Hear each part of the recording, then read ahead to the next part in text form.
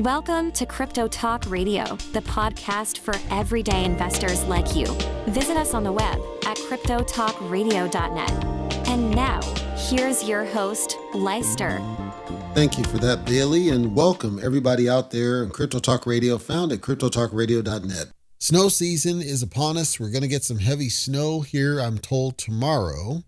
And, I got a power snow shovel deal, so that's fine.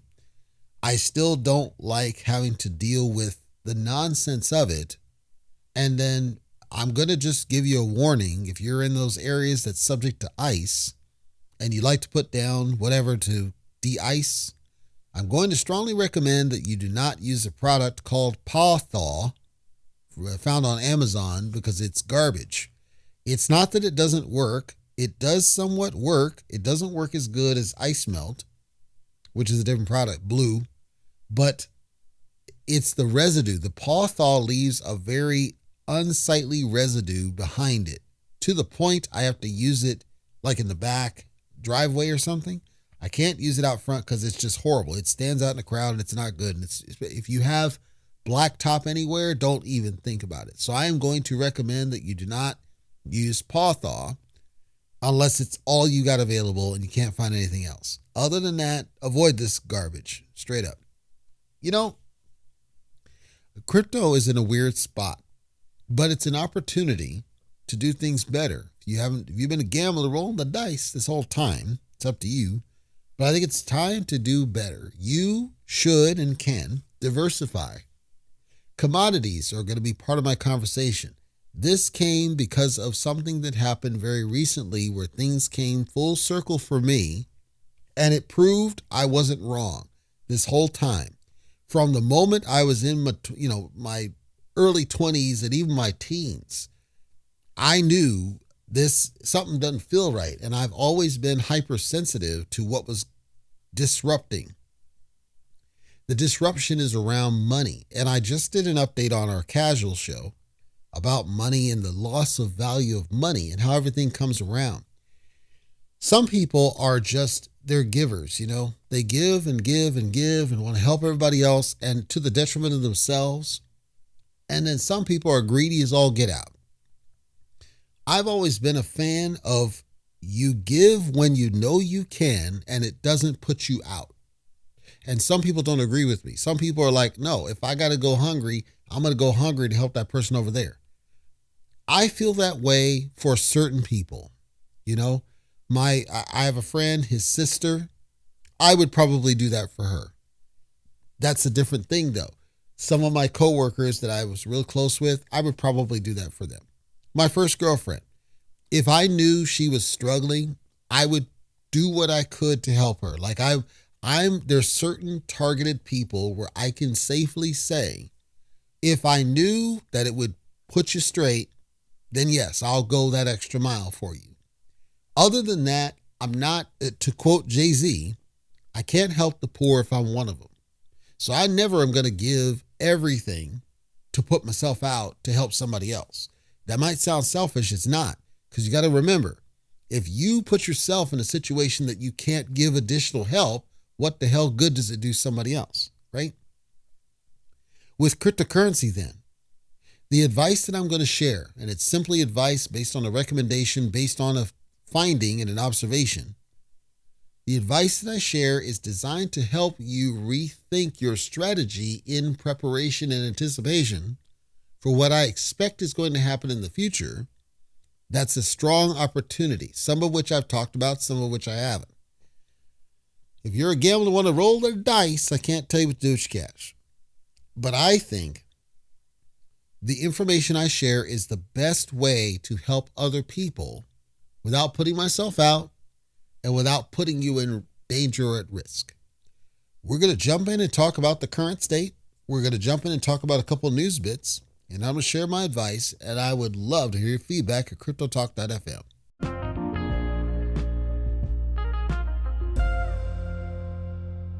Coindesk.com, and we are going to zoom out to the month chart, and we're going to start with Ethereum because unfortunately Ethereum took a major crap. That's why I want to start with it, because it took a major crap. The fact that it took a major crap created a large opportunity. That's what I want to talk about first. A low over the past day of just shy of $2,600, a high of $2,700, trending strongly down. Currently, as I record this, $2,600 headed straight down. And the reason I started and said this is the opportunity is because these are rare prices. Now, obviously, Ethereum never got to its all-time high. Obviously, we have the idiot Vitalik killing the business. All of these are factors that create additional risk and volatility.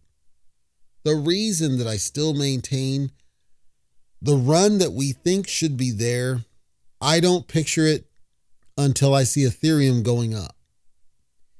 As Ethereum goes down, though, there's going to come a point that it's going to go back up. If for no other reason than all of the other garbage tokens that are out there helping to support it. Remember that you still have some tokens being launched on the Ethereum chain, not necessarily the Solana chain. The ones listed on the Ethereum chain are going to help up the price at some point down the road. And as we switch now over to Bitcoin and we look at its 24-hour chart, a high of just shy of 99 grand, and a low of 95 grand, currently around the 96 grand mark, and Bitcoin is trending strongly downward.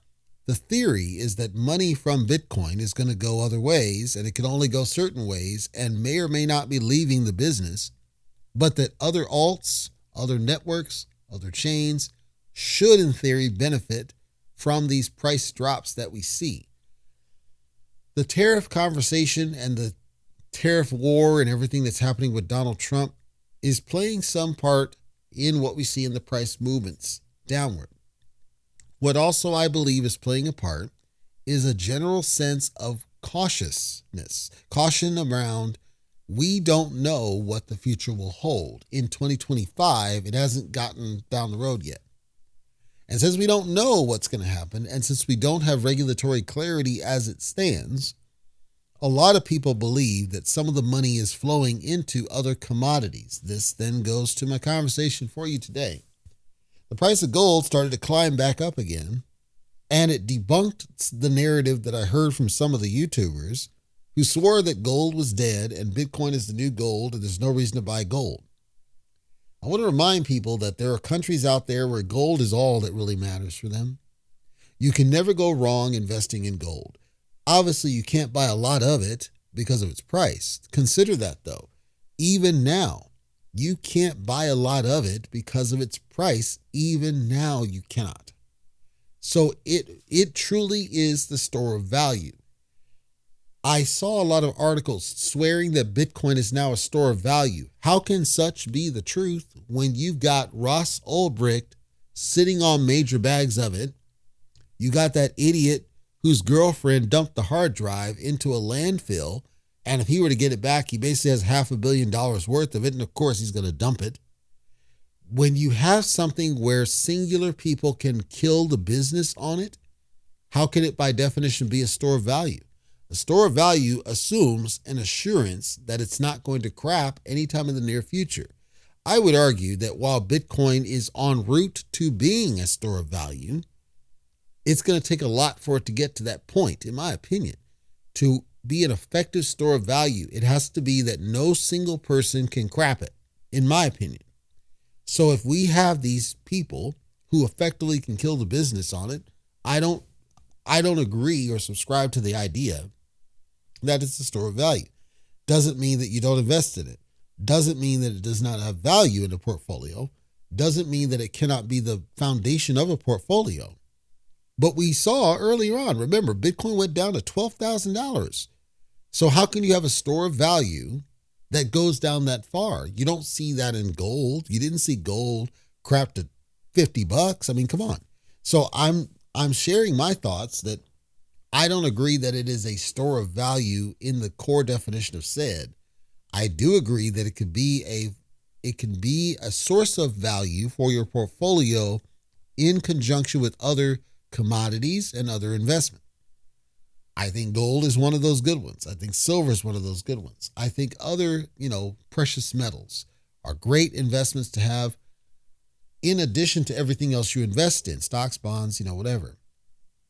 But I would never tell somebody, because truly if we accept Bitcoin as a store of value in definition, we're telling people that it's okay to put all your money into Bitcoin. I would never tell somebody to put all your money into Bitcoin. Even El Salvador didn't put all their money into Bitcoin. They put only what they thought made sense, and they certainly made money off of it. And then they accepted it as a form of currency because they want more of it. So it made sense, but they didn't YOLO into it. I would never tell somebody to do that. If somebody else feels differently, by all means. I'm saying I wouldn't do it, personal opinion. I also need to think about in store of value. When I say I'm talking about anybody who's doing an investment. I need to be thinking about what is value. Truly, what is value? We need to define it better. We need to understand it. And if we accept one thing, we should accept the definition that value is not under somebody else's control. It's under your control for your own purposes. As in, your value is based on what you control, not based on what somebody else controls. If you accept that definition, then it may help you jump for joy when you hear that the Fed rejected CBDCs. So this is now the Fed openly rejecting CBDCs after Trump flat out banned it. So Trump said, we're banning that. We're not going to do this. Jerome Powell came out and said, we'll never adopt that as long as I'm here. So he's not saying it never will happen. He's saying as long as I'm here, it will not happen.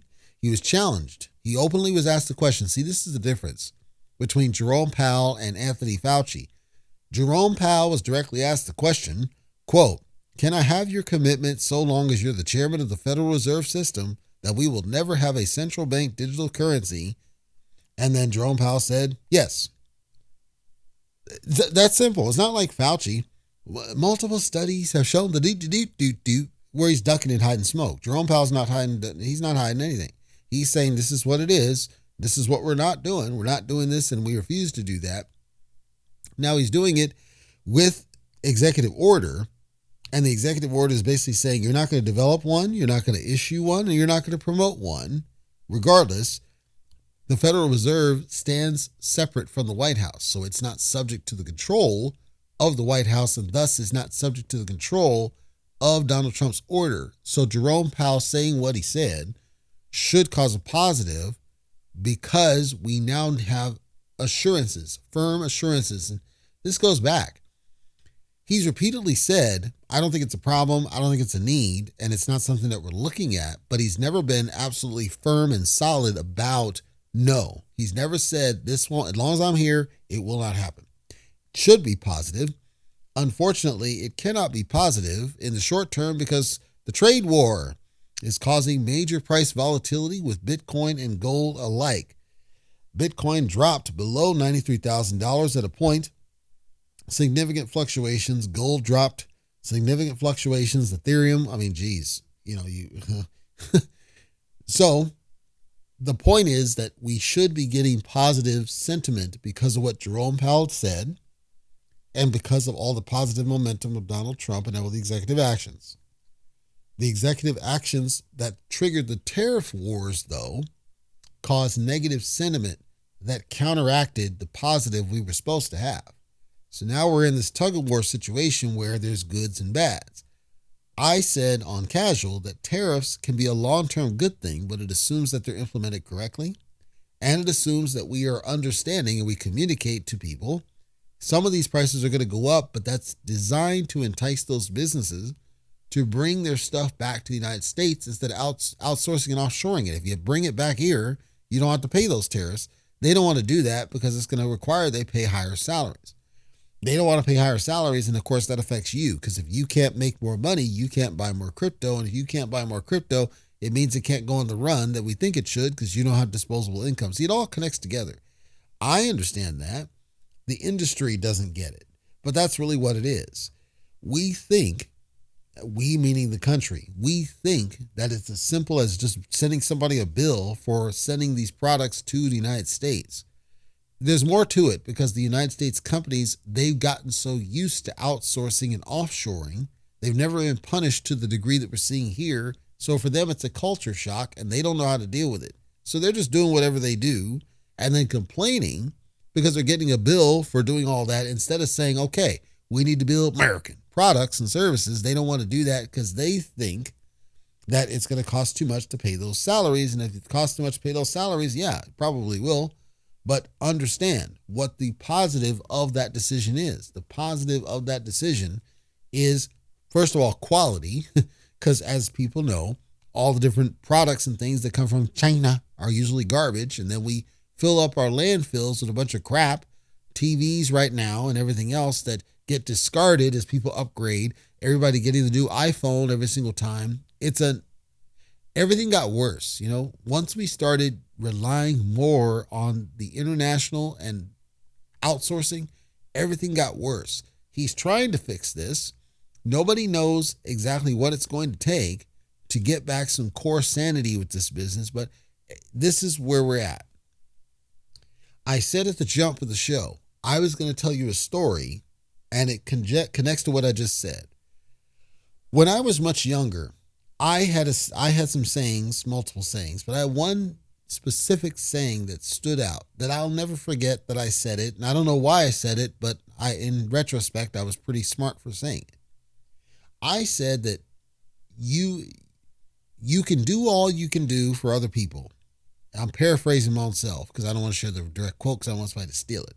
But you can do all you can do for other people. But what good does it do if you drain yourself, if you bleed yourself dry, if you do all that for everybody else to where you put yourself out? We don't understand that what we think of as gratitude is not real. It doesn't exist. So I'm not suggesting that you should not be generous. I'm not suggesting that you should not be helpful. I'm not suggesting that you should not do for people that you care about. I knew a girl, used to work with her. This is 2009, 2010. I think it was 2010, I believe. It was 9 or 10. And gorgeous girl, just an absolute freaking gorgeous girl. She came from the East Coast. She moved out to, at the time, California. And just a beautiful young lady. Beautiful young lady. I don't even know how we connected because I don't recall making a pass at her or any of that stuff. It seemed like there was something where she needed my help with something and she approached me and then all of a sudden she's giving me her phone number. That's all I remember. It's vague. It's vague. All I remember is how gorgeous she was. Frankly, I'm honest. Now I knew the girl had a boyfriend and I met the guy. There was some, event or something I was helping her out with. And he stopped by. I don't remember the guy's name. I don't remember what he looked like. I just remember some other people that saw her, approach me with and give her the number and all this. And somebody had the opinion that she had a thing for me. Okay, well, cool. At that time, I wasn't about making moves. See, I don't want to say a reputation, but I had a pattern. That's a better way to say this. I had a pattern. When I would work at certain companies, it was 3 specific ones. For whatever reason, there was just an attraction where some of the hot girls would just attract to me. And I couldn't explain what it was because I'm just doing my thing. I'm on the JOB. I'm not out there hitting on girls at all. I actually had one of them who was a friend at the time. And I said something to her of the effect of, we went out to lunch and it was my birthday. And I said, this is a great birthday present, getting a chance to go to lunch with you. And somehow she turned that into me hitting on her. And I'm like, no, it's my birthday. It's a good birthday present. We're here. It's cool. And then there was another one. And I'm not going to say the name of the person she looked like that she strongly resembled, as in picture perfect resemblance. But this girl, she was a singer. And she would give me copies of her CDs to hear her sing, and she was a decently good singer, bore a very striking resemblance to a very well-known adult film star of the 90s. I'm going to leave it right there. So that, but I wasn't hitting on her. She came after, So fast forward, this other girl I'm telling, and we just connected. There was nothing to it. I didn't think there was anything to it. Others were trying to get us together because they saw there's something there, and somehow somebody figured out, and I don't know if they were telling the truth, but they figured out that she didn't really like the dude she was with, which is weird to me. That, why are girls staying with dudes you don't? But anyhow, somebody figured this out. They tell me, hey, you should do this, so you could be with her at this event, help her out, and you're kind of, they're trying to push me to make a move, and I'm not trying to make a move. I don't mind helping, but I don't want to make a move and make her uncomfortable. Well, I go to this event, and it's cool. She's smiling. She's laughing. It's all cool. Dude stops by. I shake his hand. It's no problem. But others are telling me, no, the dude's a prick. He's a jerk. He's a whatever. Trust me, it'll all come 360 in a second. But I'm one ear and out the other. I'm not thinking about it. I'm not trying to hit on her. I'm not trying to hook up with her. I'm attracted, but I'm not going, right? Okay. Now, fast forward the tape. Just the other day, something clicked in my mind, and I don't know what it was or why. I did a search. The girl has a criminal case. Actually it's one, but it's a duplicate, but it's a criminal case against her. And then she has a summary judgment against her for over $100,000. Now I know that from what I can recall, I sensed or smelled no such criminal anything from this girl. I did some digging. The judgment, from what I can tell, is a car accident, some sort of car accident. And the car accident, the guy, and I'm pretty sure it's the same guy, although I don't remember his name, but I'm pretty sure it's the same guy. He's the one that this person went after for this $100,000, but she's named, which seems to imply that either both their names on the vehicle, possibly, or that she was in the car, but I'm pretty sure it had to be that they're both registered on the vehicle. Had to be. Because, again, they're a couple. I'm thinking, why the hell would she do that? Why would she list this guy? Because they weren't married. So I'm like, why would you list that guy? And why would he list you on a car that's not, anyway. I looked up the person that went after them, got the judgment. Very well known, and she's like a massage therapist and she's well known is the point. She's got a whole different program and all this stuff. And it surprised me. I'm like, what's going on here? I looked at the criminal case stuff. I can't get details about it. Ultimately, from what I can tell, and she was declared not guilty, but from what I can tell, there was some sort of theory or allegation or belief that it was like a criminally negligent something, right? It's something where somebody may have died in whatever this accident was. And my head is spinning. The moral of the story, and the reason I told it, and it connects back to what I said, I keep thinking, and I have to fight thinking it because it's not fair to me, but I keep thinking, if I had tried, if I had pushed, if I had fought, if I had worked to try to make a move, if he was really a prick, like maybe if I was doing more, I could have avoided that. I could have prevented that, change history, stop that from happening. The reason I have to fight that feeling, and I've held it before with different girls that I've been friends with, where it's like, I can't think that. It's not fair. It's not right. It's not accurate.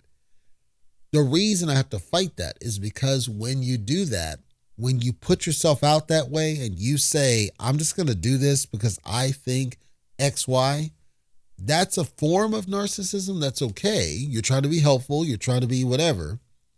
But if you put yourself out to do that, because I know I would not have been anywhere near as financially well off as I would become if I had stayed with her. That's not saying she's a gold digger. It's just that I knew what I was thinking at the time. I was not anywhere near as cautious with money back then as I became. I was not as smart about finding opportunities than I became. I was nowhere near as eloquent as a speaker as I was, back then versus now. It wasn't in the same class. If I had done what I was beating myself up for not doing, everything would have possibly crashed and burned, no pun intended, for me as well. Then the 360 of this was when I now have this situation where I'm not as worried about money compared to the way I was before, during the pandemic when I was truly, again, near homeless. I truly was near homeless. And now I'm not really worried about money. It's not that I have infinite flowing, but I'm certainly not worried about it. It doesn't mean that I'm not helping other people. It doesn't mean that I'm not trying to be gracious when it makes sense. It means that I have to be thoughtful about it. It means that I have to put myself first. It means that I have to be in a comfortable position to where if and when I do help people, I don't even blink. It's not about how I feel about doing it. I don't even blink doing it because I know it does not hurt myself. It does not hurt my immediate family. It doesn't hurt my situation. It doesn't put me out so that I can continue to helping people. This then ties to the thought around diversification and commodities because these are other ways that you can help people. See how I did this? You can invest in a lot of these things now that are on dips to set other people up. You could invest in things that are going to position others without directly giving them money as a one-off spot benefit, whether that's your kids, whether that's friends, whether that's family, whatever it is. Take some of the money that you do have and invest in some of these other things that you know are going to go back up. And that's low-hanging fruit. But it also pays it forward, certainly more so than these banks offering you 0.5% interest. Something to think about as you go through and identify things to invest in. You now have an opportunity to use that to pay it forward and help other people in a very indirect way, but an easy way, and something that will continue to grow. If you invest now in something that's $2,000 that we expect is going to go to 10, geez, that's low-hanging fruit. It's straight up low-hanging fruit. If you had $2,000 that you could toss at something that's going to 5X, that could be life-changing for somebody. That could be the nest egg that helps through these tumultuous times. Now, you got to be careful to educate those people not to just spend it. Because if you do it and they're not trained about what it's really for, which is emergencies, what good does it do you? But if you can train them to leave it alone, you have an opportunity now, and I stress now because now is the time. Because in a couple months, you're not going to have these kind of prices. You have the opportunity to invest in things all across the board that are going to add strong benefit to other people. And that, to me, is priceless. It's priceless beyond somebody asking for your help. It's priceless beyond waiting until there's a crisis. It's a different thought. It's a different thought than just tossing money to a savings account that doesn't give you anything. I'm not suggesting that you don't do savings accounts. I'm suggesting that you have multiple ways to put money away now that are guaranteed to go up in a strong way and benefit people in a much better way than banks ever could or would or should. If you decide, I'm just going to, I know people who said, I'm going to buy a bunch of Bitcoin for my kids because we know someday it's going to make them a lot of money. That's a great way to do it. As long as they're not allowed to touch it until they're 18 or something, That's a great way to think about it.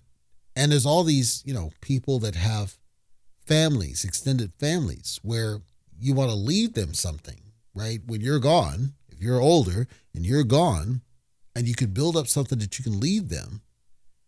Now we're dealing with something that has persistent value for the future. It doesn't have it in the short, but it will have it in the long.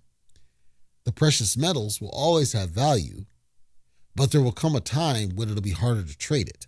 So does it have the same value as something like blockchain technologies? Maybe, maybe not.